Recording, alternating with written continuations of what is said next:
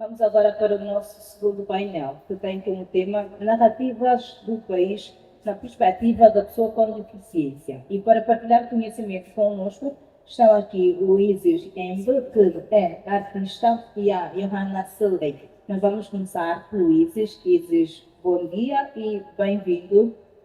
O momento é todo teu. Obrigado, Janete. Bom dia para ti. Muito obrigada, bom dia. Você... Isso é já a entrada. Bom dia a todos. Eu vou começar a minha exposição com uma confissão. O meu espírito culturista está a tentar me incentivar a sacudir essa plateia, mas vou fazer o esforço de manter a elegância. Estou aqui com a Ioana e a Ioana está chique. Mas então, vamos lá. Eu vou começar a fazer uma pergunta para a plateia. As pessoas com deficiência andam aonde? Claro, vocês não têm que responder isso. Eu vou começar por agradecer primeiro a vossa presença e a vossa atenção. É uma estima muito grande partilhar esses momentos com pessoas interessadas e dispostas a construir aquilo que eu prefiro entender como, vamos dizer, tempo de qualidade. Também vou estender o meu agradecimento ao Instituto Good por serem esses inventores desse laboratório de futuros desejados. Antes de eu começar efetivamente com a minha apresentação.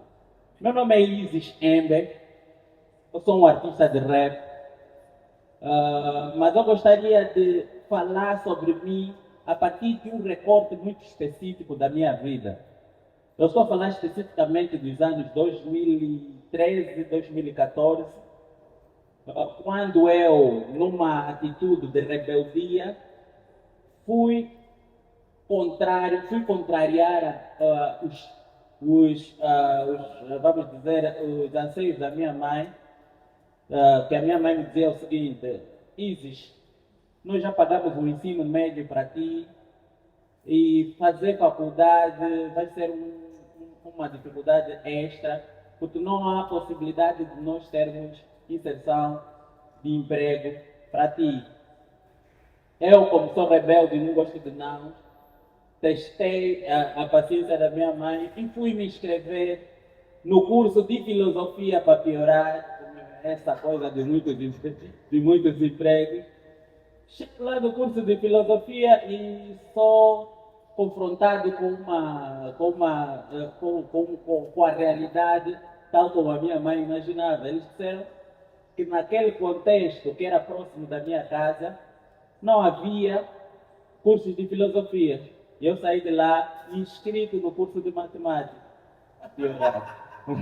Ou seja, saí de zero para zero. Então, fiz a inscrição, consegui fazer o teste, passei no teste, sem precisar das cotas, mas as cotas são sempre necessárias e tal.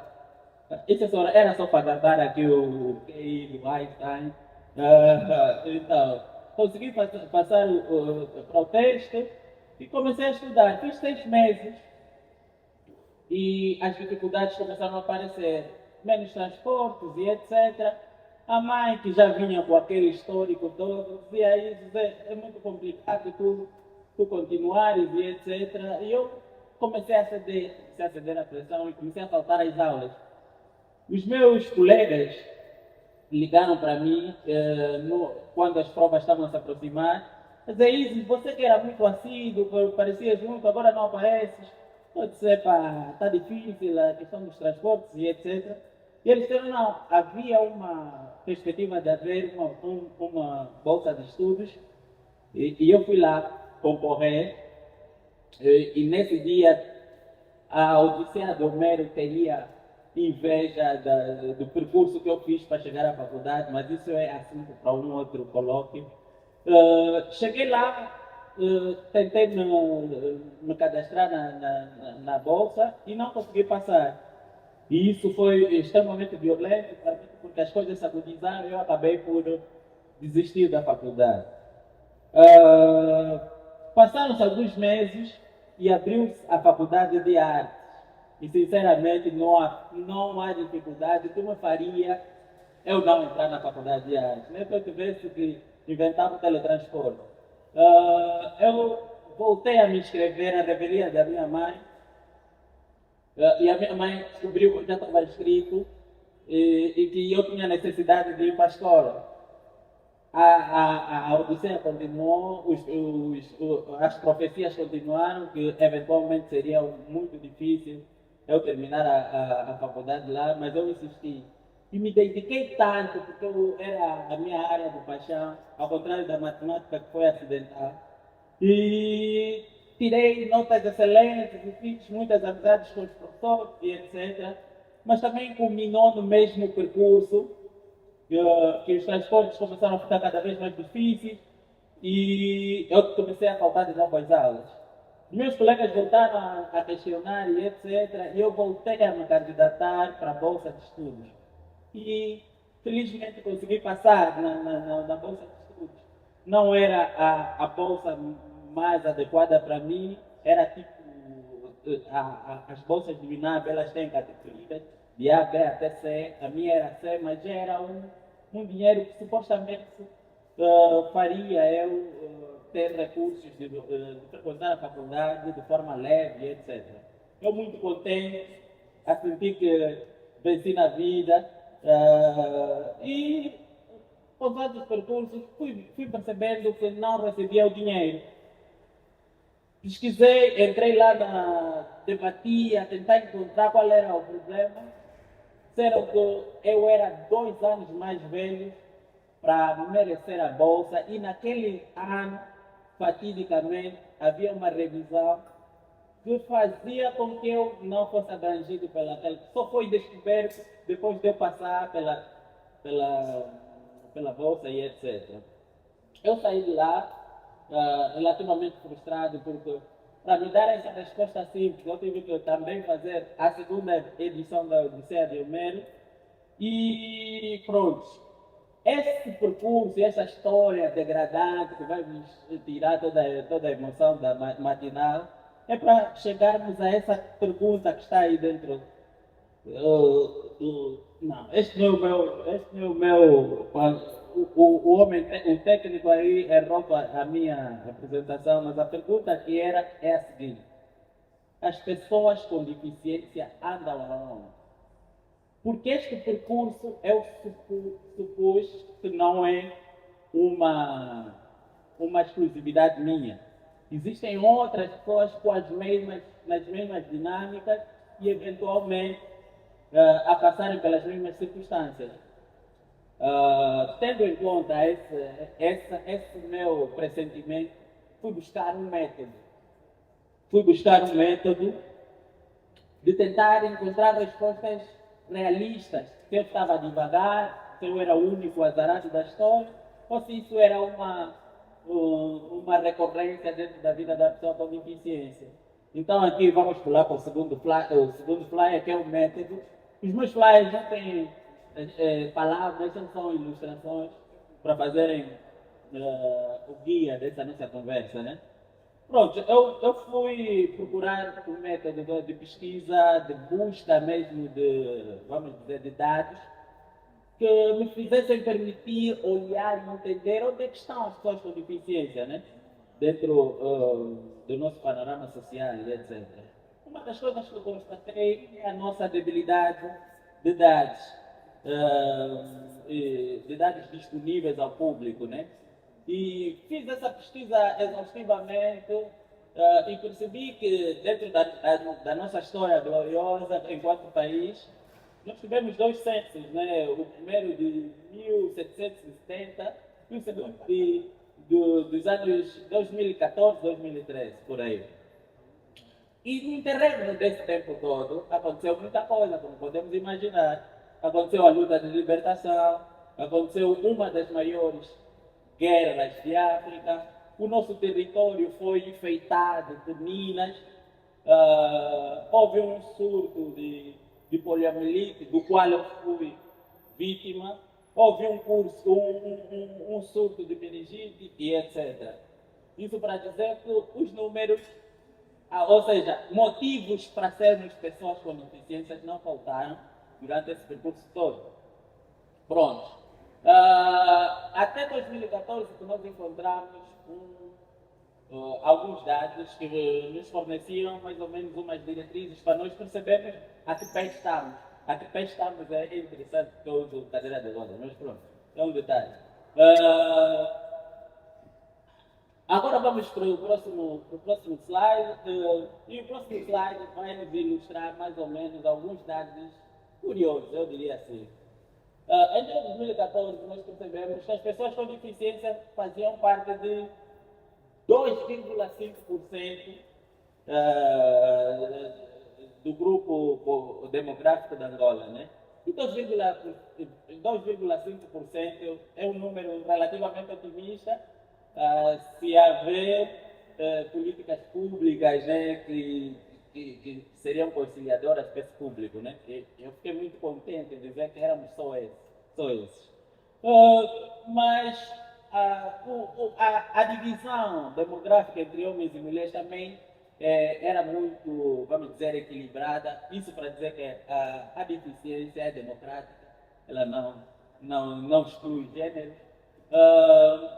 Mas um dado muito curioso que vem de 2020 é que me chamou a atenção, que é o seguinte: nós temos 15 mil pessoas com deficiência em Luanda. Uau, que interessante. Mas das 15 mil pessoas que nós temos em Luanda, apenas. Aí já tem um spoiler, mas eu acho que o número não se vê muito bem, mas pronto. Eu queria fazer uma pergunta à plateia. Quanto é que vocês imaginavam ou imaginam desse número de 15 mil? Quantas pessoas estão empregadas? Segundo os dados divulgados pelo Instituto de Estatística, 459 pessoas das 15 mil estão empregadas, tanto no público, no espaço público quanto no espaço privado.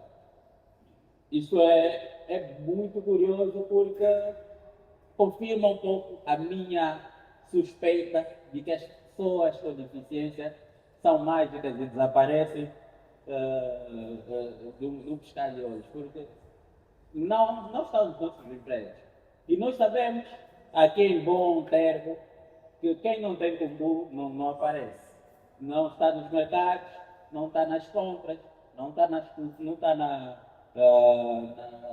no consumo, então é invisibilizado, é marginalizado dessa memória coletiva. Mas isso, logicamente, tem um motivo.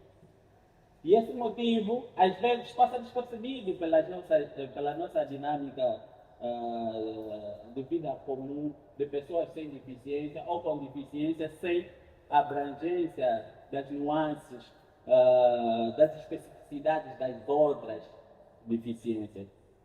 Mas aí eu vou pedir aqui ao homem proprietário de dar uma lixada do computador para ir para o próximo slide e falarmos um pouco sobre vamos dizer, eu apelidei a essa exclusão, a essa memória marginalizada, um conceito que é a pandemia compulsória, né? Ou a quarentena compulsória, perdão. Porque nós em 2020 passamos por um momento interessante, que é o momento do período do coronavírus, onde fomos obrigados, por uma questão muito conscientemente confirmada por todos, temos que ficar em casa porque senão íamos morrer com o vírus. E nós, ao ficarmos em casa, muitas pessoas sem deficiência, por exemplo, problematizavam esse elemento de ficar em casa forçadamente. Como é que íamos ficar em casa? Havia retratos de. As pessoas falavam, por exemplo, de saúde mental. Dentro de casa, as pessoas ficam com saúde mental abalada e etc. E criou-se vários aparatos para abraçar essa demanda das pessoas com deficiência fixadas naquele local. Muito interessante. E as pessoas com deficiência vivem uma quarentena existencial, né? E com um agravante que não é por causa de vírus nenhum. Tem alguns motivos, Ou seja, as pessoas com deficiência podem sair à rua, não vão morrer, mas não conseguem ir à rua. Curioso.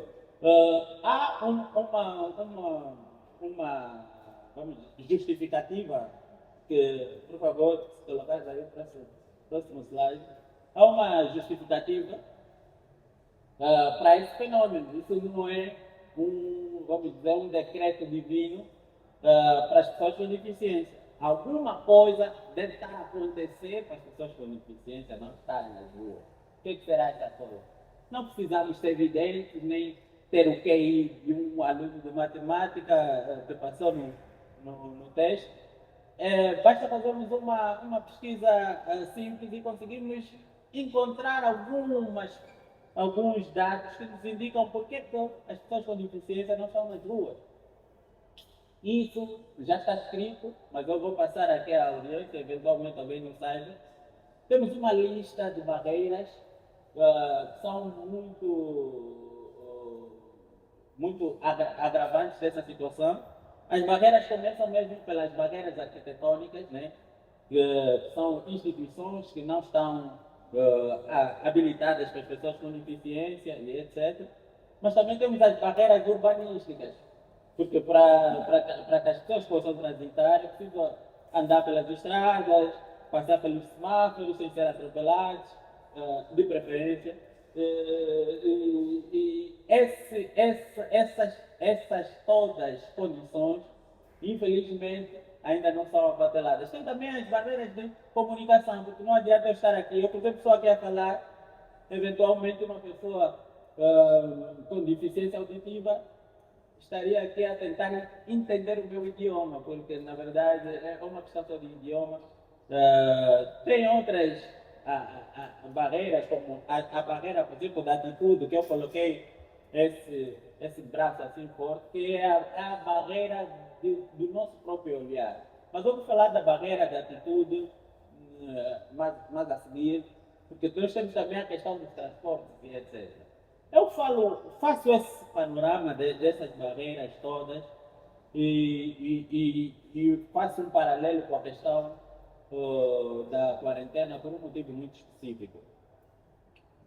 Nós conseguimos inventar um mundo em que poderíamos viver com uma pandemia.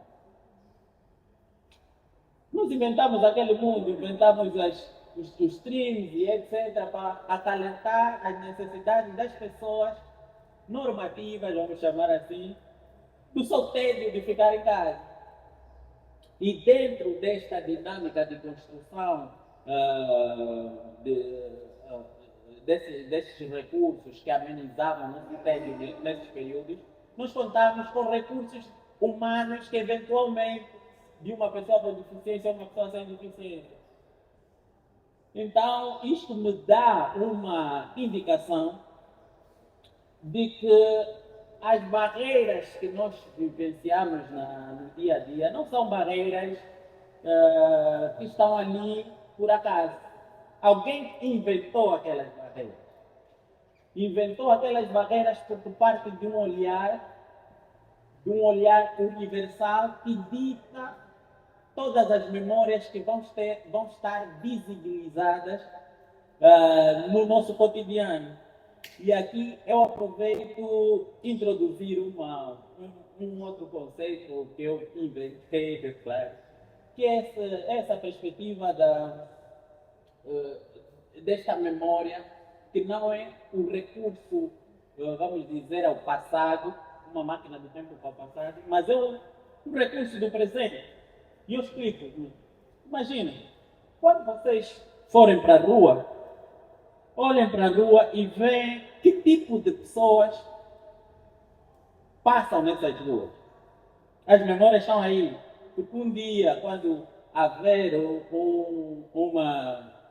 um arqueólogo a tentar descobrir Angola e ver as ruas conforme estão montadas, e ver os espaços públicos conforme estão arquitetados, será que ele vai entender que pessoas com deficiência viviam naqueles lugares? Então, as nossas memórias não são do passado, as nossas memórias se constroem no presente. E para construirmos memórias mais inteligentes, desculpem a arrogância e a petulância, nós precisaríamos inventar um novo olhar. Um novo olhar que permite com que cada pessoa entenda que é uma célula e a construção social demanda um olhar plural, desculpe aqui a broa, porque ele permite que, se nós somos tantos e nós vivemos todos no mesmo espaço, nós temos que estar refletidos no nosso espaço, porque o nosso espaço é a nossa memória. Obrigado.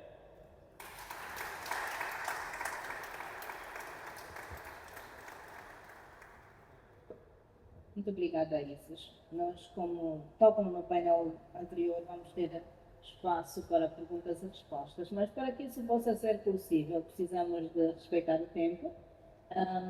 Daqui para frente, cada interveniente vai ter 15 minutos para expor aquilo que trouxe para partilhar e depois vamos aproveitar o tempo que sobrar para as perguntas e respostas.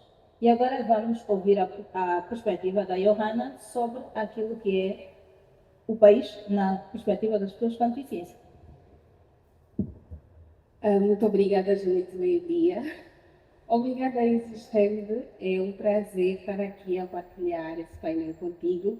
Tanto é que eu pedi o teu microfone, porque eu acho que essa falácia tão inteligente deve ter... Esse microfone deve ter ajudado, então vou ver se ele me ajuda também. Bom, eu começo por me apresentar. Eu sou a Johanna Selei, sou profissional em diversidade e inclusão e atriz. Eu quero também aproveitar e agradecer ao Goethe Institute pelo convite de estar aqui neste momento para falar de um tema que para mim revelou-se de extrema importância, tanto é que eu estou a tremer muito, né? Porque se tornou muito importante esse tema para mim, porque eu me inscrevi num workshop que está acontecendo à conferência e no primeiro dia a gente fez uma visita ao Arquivo Nacional de Angola e foi com base nisso que eu comecei. Ótimo.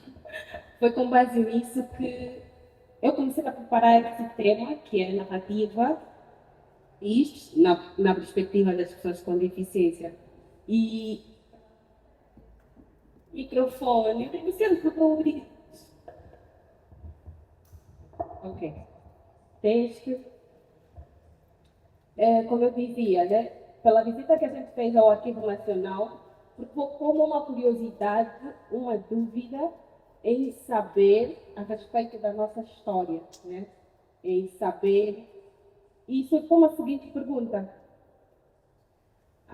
algum arquivo em que conste a participação de pessoas com deficiência, história angolana? São contadas essas histórias? Como são contadas? E o como são contadas, sinceramente, causou-me... como é que eu explico o sentimento? Pesca. Ai, que pena. Que pena. Mas pronto. O como são contadas trouxe uma sensação muito esquisita, né? Porque eu tornei-me atriz há tão pouco tempo, de 2 anos para cá, e remeteu-me à seguinte lembrança, ou me fez reparar na seguinte coisa, que a maioria dos meus trabalhos são para fazer papel de pessoa com deficiência, para narrar histórias de superação, histórias de tragédias, de como a deficiência é uma coisa muito pesada. E isso me fez ver o papel fundamental que a mídia tem na construção de narrativas. Que narrativas as mídias têm criado, contado sobre as pessoas com deficiência. E eu reparei que essa narrativa, que está sempre a fazer papel de pessoas com deficiência, tristes, sofredoras, não sei o quê, eu reparei que de alguma forma isso reforça estereotipos, reforça os estigmas, o preconceito que as pessoas com deficiência enfrentam. E a trajetória das pessoas com deficiência ao longo dos anos tem sido marcada por barreiras físicas, como o Izzy já te disse, barreiras físicas que nos limitam de ter acesso à educação, de ter acesso ao mercado de trabalho, de participar na arte e na cultura. Isso, de alguma forma, a mídia vem marginalizando o corpo das pessoas com deficiência há muitos anos. Eu vou tentar um pouquinho mais breve possível, realmente, até porque estou... E pronto, né? Isso fez-me preparar. E quando eu fui fazer as minhas pesquisas, surgiu-me a seguinte curiosidade, né? Quantos atores com deficiência existem em Angola? Não digo os emergentes, que também são pouco, contam-se nos dedos, mas eu falo de artistas, desde que a arte surgiu, que nós conhecemos muitos artistas que construíram isso que a arte é hoje. Temos histórias que podemos contar sobre esses artistas, mas quantos são as pessoas com deficiência que estão lá, que participaram, que a gente pode dizer, não, tem o ator X. Infelizmente para mim, né, que para mim representatividade importa muito, encontrei apenas um na minha área, na minha disciplina. E eu fiquei tipo com uma sensação muito estranha, muito esquisita. Falei, tá, então fica lá do lado as pessoas com deficiência. Vamos tentar focar nos que adquiriram a deficiência ao longo desse percurso. E eu fui ver que os artistas que antes tinham muita aparição, muita presença na mídia, quando adquiriram as suas deficiências, as suas vozes começaram a se calar, começaram a reduzir. E isso é um reflexo de como a sociedade encara a deficiência como uma limitação que ofusca os talentos e a contribuição desse indivíduo na sociedade. Eu lembrei do Coutinho, eu lembrei da Lumene Bomba, eu lembrei do Virgílio Faia. E eu fiquei com uma sensação muito esquisita, porque falar de memórias importa-me, passou a importar-me, porque eu sequer alguma vez pensei nisso. Mas como uma pessoa com deficiência, no passeio que a gente teve, foi algo muito entusiasmante para mim, embora como o Ives disse, né, nada aqui é pensado, nada se faz pensando nas pessoas com deficiência, nada se cria pensando nas pessoas com deficiência, nada acontece pensando nas pessoas com deficiência. O carro que nos levou para o Arquivo Nacional foi projetado não pensando nas pessoas com deficiência. Eu tive dificuldade para subir para o carro. Se o Isis fosse, o Isis de certeza não conseguiria entrar, porque o espaço da cadeira é muito pequeno. E claro que as pessoas que estão lá, que queriam que a gente fizesse parte daquele momento, se sentiriam muito constrangidas. Então, isso é uma situação que acaba não afetando só a nós particularmente, mas essas pessoas, o desconforto que causa. Porque eu, como profissional em diversidade e inclusão, eu me sinto muito, como é que eu digo, provocada, incitada a me posicionar. E eu queria dizer, não vou, mas eu sei que a culpa não é das pessoas presentes que estão a procurar formas de incluir as pessoas com deficiência. E se o Isis fosse, eu já estava a pensar, talvez as pessoas procurariam uma outra opção, que é chamar um outro carro, mas ele iria afastado, sozinho. Só ele e o motorista. Enquanto nós, porque eu consegui subir e fiz a questão de ir, estávamos todos em comunhão. O ser humano não foi feito para viver em comunidade. Então, o que causa a esse indivíduo de estar afastado? Qual é o sentimento que esse indivíduo vai desenvolver por estar afastado da sociedade? Então, a partir daquele momento que a gente fez aquele percurso, viajou nas nossas histórias, nos nossos arquivos, causou imensa curiosidade em saber da participação das pessoas com deficiência na história angolana. E, infelizmente, eu reparei que há tão pouca presença de pessoas com deficiência na construção da história angolana. Por isso, eu fiquei muito emocionada e eu fiquei De princípio, não é a primeira vez que eu falo para o público, mas hoje, especialmente, eu não dormi. Eu dormia, fechava os olhos, eu ficava a pensar. E quando eu me espantava, achava que já amanheceu, via no relógio, são 2 horas, Deus, são 2 horas. Voltava a dormir, pensando nisso, eu fiquei, meu Deus, isso é muito importante, porque eu estou a fazer parte de um momento histórico. Eu não sei se fui viajar na cajola, né? Mas eu comecei a enxergar as coisas assim, porque emocionou-me, né? Emocionou-me pensar dessa forma que daqui a 10 anos haverá meninos, haverá pais de pessoas com deficiência que vão querer que seus filhos tenham referências, vão querer que seus filhos eh, busquem uma motivação histórica e possam contar, olha, teve alguém que tinha uma deficiência igual à tua, que fez isso, contribuiu da seguinte forma na história angolana.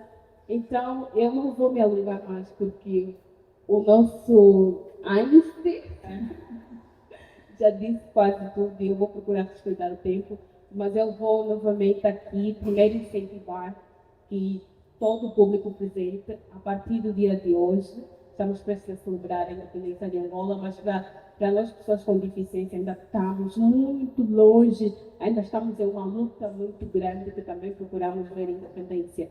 Então, eu vou aqui incentivar a todos vocês que a partir do momento em que vocês saírem daqui, passem a pensar tudo que vocês forem fazer na vossa vida, tudo que vocês forem criar, construir, realizar, pensem em pessoas com deficiência, pensem que essas pessoas estão aí e querem também fazer parte, precisam fazer parte, porque assim nós estaremos a mudar a perspectiva histórica de Angola, estaremos a dar voz dessas pessoas de participarem na construção de uma nova narrativa angolana. Então, eu vou novamente agradecer ao Grupo Instituto, porque isso para mim é um momento muito importante e especial. Então, muito obrigada. No fundo, obrigada, Ilana.